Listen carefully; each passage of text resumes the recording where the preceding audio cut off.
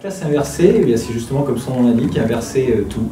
C'est-à-dire que les cours se font à la maison, les cours plutôt un peu magistraux, si on peut appeler ça comme ça, et les exercices se font en classe. Objectif, quand l'élève est en difficulté, il a toujours de l'aide. Pour ma part, c'est permettre aux élèves de prendre le temps qui leur est nécessaire pour prendre connaissance des notions avant qu'on les aborde en cours. Comment et pourquoi en êtes-vous venu à cette approche ? Alors curieusement, c'est une réforme qui m'a fait passer à la classe inversée parce qu'en première S, il y avait tout d'un coup 1 heure de moins avec pratiquement le même programme. Et j'ai pu constater que les élèves étaient sous pression en permanence, que certains étaient toujours en train de copier et rien n'écouter. Enfin, c'était très compliqué à gérer à mon sens. Et il fallait trouver un moyen de dégager du temps pour eux, pour être à côté d'eux et pour éviter qu'ils soient tout le temps comme ça en décalage, en train d'écrire et pas écouter, et puis déborder finalement. Et quels en sont les avantages pour les élèves? C'est de leur donner le temps de prendre connaissance à leur rythme de toutes les notions, de pouvoir revenir dessus, notamment avec des vidéos ou des petits exercices corrigés, de pas avoir peur de demander en classe ensuite parce qu'on est souvent plus à côté d'eux que face à eux. C'est toutes ces petites choses-là qui font que les élèves pour qui ça va toujours trop vite, quel que soit le rythme, en tirent profit, même si après c'est toujours un peu compliqué puisque le temps dont ils disposent est de toute façon limité à un moment ou à un autre, mais bon, ça leur permet de travailler à leur vitesse. C'est surtout ce que je vois. Et pour les élèves sérieux, de reprendre ça régulièrement et surtout en classe après, le deuxième effet c'est que le contact est différent et donc il est personnel et ils hésitent beaucoup moins à poser des questions et la relation change complètement à mon avis. Et ils s'entraident beaucoup lorsqu'ils se retrouvent en groupe. Ça les valorise pas mal de dire bah, moi j'ai compris ça, attends je vais te l'expliquer. Et donc ils peuvent expliquer à d'autres. Je pense que c'est une bonne chose. Et les avantages pour les enseignants, pour vous? La première chose qu'il faut dire, c'est indéniable, c'est que ça demande beaucoup de travail à mettre en place. Il faut qu'on prépare, qu'on structure. Par contre, c'est indéniable, les élèves sérieux sont tellement valorisés que après, ça fait super plaisir de voir ce qu'ils en retirent. Le deuxième avantage, c'est qu'il n'y a pratiquement plus besoin de faire de discipline en classe. C'est-à-dire qu'en fait, tous les élèves sont tout le temps occupés, quel que soit leur niveau. Enfin, moi, j'ai remarqué ça, c'est-à-dire que depuis quelques années, on entre, on travaille, il n'y a rien à dire. Alors, chacun va à son rythme, mais chacun fait quelque chose, comme il peut, avec ses moyens, mais en tout cas fait quelque chose. Et quand il est bloqué, surtout, on est là, quoi. C'est vraiment le principe, de toute façon. Et comme il y a très peu de séances frontales, et très peu de choses faites au tableau, comme tu l'as dit, ils s'entraident. Où on les aide, du coup, l'élève qui ne s'ennuie pas, a priori, il est discipliné automatiquement. Alors il y a des détracteurs qui nous disent que la classe inversée, c'est plus de travail à la maison pour les élèves, l'obligation pour certains d'avoir une autonomie qu'ils n'ont pas, et aussi un rythme peut-être parfois trop lent pour les élèves les plus avancés. Alors il y a plein de faux arguments dans ce qui est avancé quand on est contre ça. L'autonomie, c'est faux. Ça dépend de l'organisation qu'on a, tout simplement. Effectivement, si vous balancez tout et dites débrouillez-vous pour la semaine prochaine, il faut que vous sachiez ça, ça et ça, ça va être très compliqué pour tout le monde. Donc c'est juste une question d'organisation, juste ça. Après, plus de travail, c'est faux aussi. Il n'y a pas de raison qu'il y ait plus de travail. Pourquoi il y aurait plus de travail? On fonctionne différemment, c'est tout. Donc le programme est le même, les choses à acquérir sont les mêmes. Il n'y a pas plus de travail, il est fait d'une autre façon, c'est tout.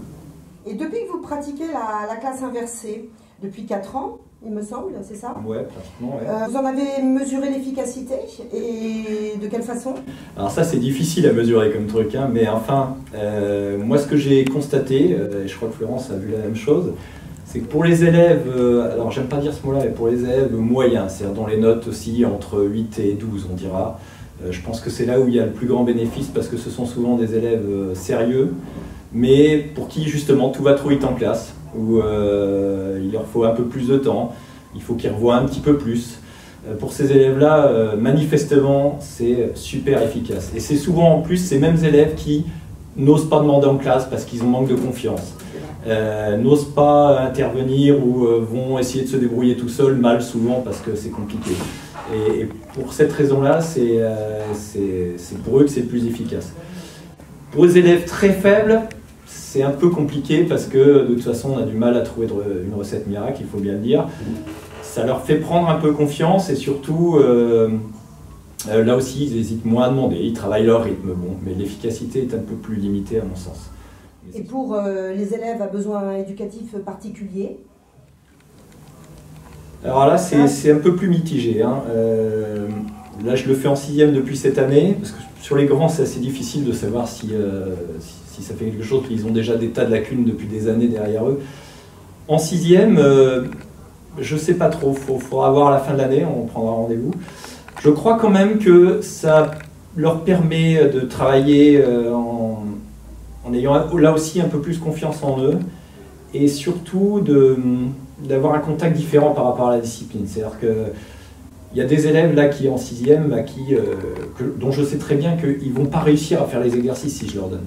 Ou ils vont réussir à les faire que s'ils ont une aide à la maison, un grand frère, des parents, ce qui n'est pas tout à fait normal, mais enfin c'est comme ça que ça fonctionne. Et là, on arrive quand même à résorber ça, et malgré tout, je pense que c'est quand même un petit peu efficace sur cela. Mais c'est plus mitigé quand même, c'est difficile à percevoir en fait. De quel matériel avez-vous besoin? Bon, moi j'enseigne du marketing, donc ça veut dire qu'il faut que je trouve des documents absolument récents. Donc j'utilise des vidéos qui se trouvent sur internet, j'utilise des articles de journaux qui évidemment sont fiables, avec des sources intéressantes, et j'essaye de panacher au maximum pour qu'il n'y ait pas une certaine lassitude de la part des élèves par rapport à la prise de connaissance d'un thème. Mais ça nécessite beaucoup de temps de recherche pour trouver les bons documents qui correspondent à mes attentes et qui ne soient pas d'une durée non plus insupportable pour l'élève. En termes de lecture, de visionnage de vidéos, maximum 1h30. Il faut le NT, puisque c'est là-dessus que ça se base pour moi en tout cas, c'est l'articulation essentielle. Après, il faut fournir beaucoup de documents, en fait, c'est ça la difficulté. C'est-à-dire que, comme tu l'as dit, il faut fournir beaucoup de documents, longtemps à l'avance, qui soient corrigés, puisqu'ils doivent pouvoir travailler tout seuls, donc ça c'est difficile. Et on parlait tout à l'heure éventuellement pour des bons élèves pour lesquels ça va trop doucement. Il faut aussi pouvoir leur fournir des documents plus compliqués pour qu'ils puissent tout seuls, même sans qu'on leur impose, approfondir, parce qu'eux, ils peuvent le faire. Et les autres s'en serviront pas. Donc il faut un éventail de ressources assez important pour que tout le monde y trouve son compte en fait.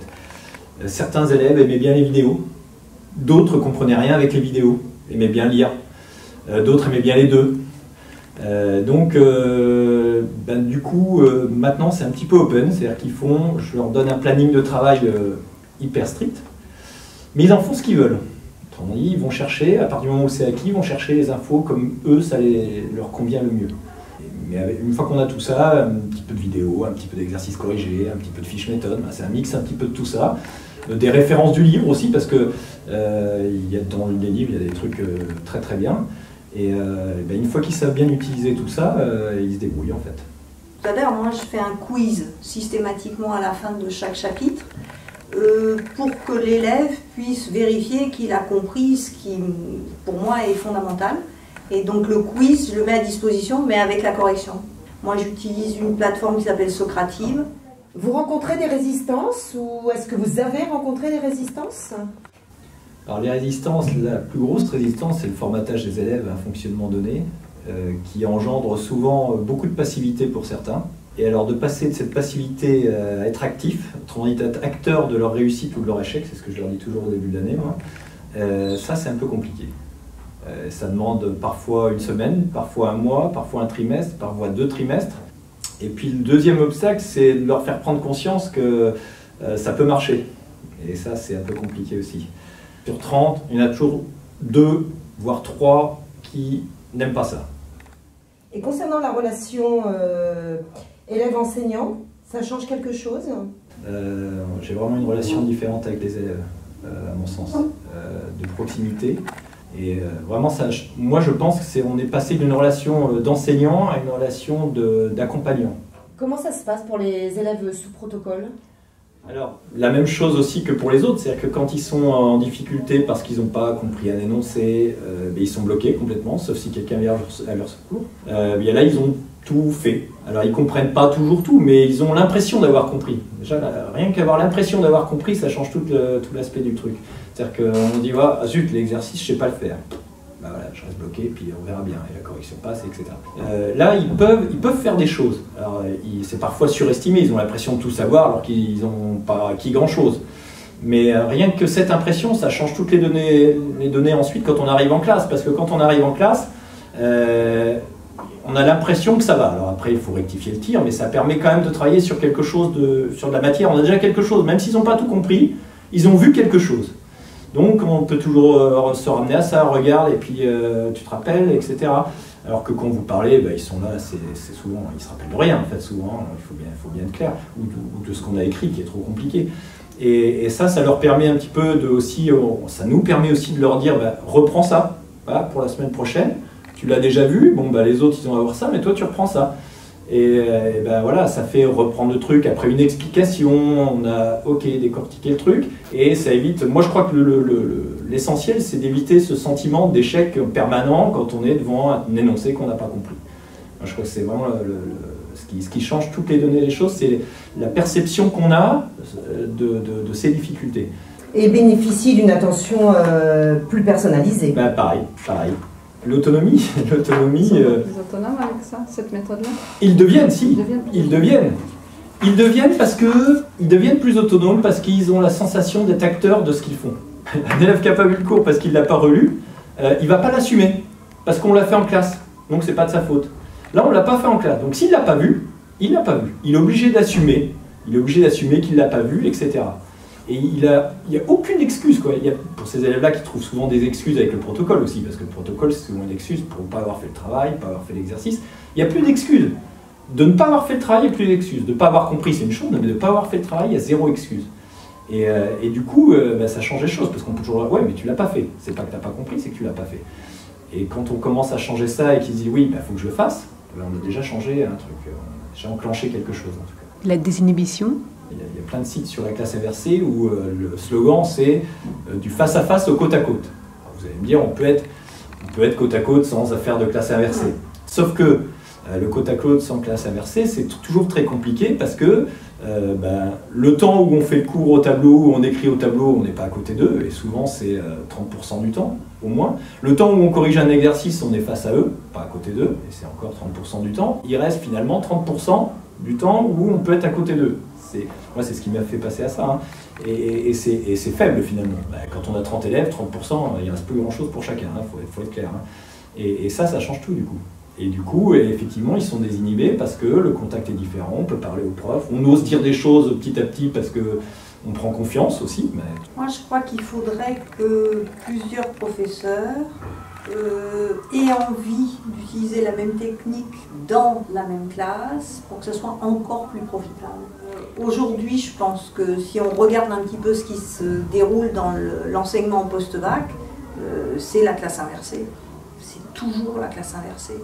Oui, je crois qu'on a oublié, quand on a parlé des avantages, cet aspect-là, effectivement, pour les grands, c'est que c'est ce qui les attend après, en fait, de plus en plus. Pour conclure, selon vous, cette approche, cette pédagogie est-elle applicable dans toutes les matières et à tous les âges? Alors certainement, il y a des établissements où ils le font en France. C'est aussi certainement compliqué. La difficulté, en fait, c'est du joyeux bricolage, j'appellerais ça comme ça, moi, c'est du joyeux bricolage parce que chacun doit trouver ce qui va, comment il peut fonctionner avec ce qu'il sait faire. Et ce qui est difficile, c'est que il faut tout réapprendre, pour nous aussi, en fait. C'est ça la difficulté. C'est un petit peu compliqué, le tout c'est de trouver la formule qui marche. Et effectivement, il faut accepter de se planter un peu au départ parfois. Merci beaucoup pour votre temps, pour votre engagement. Merci. Merci.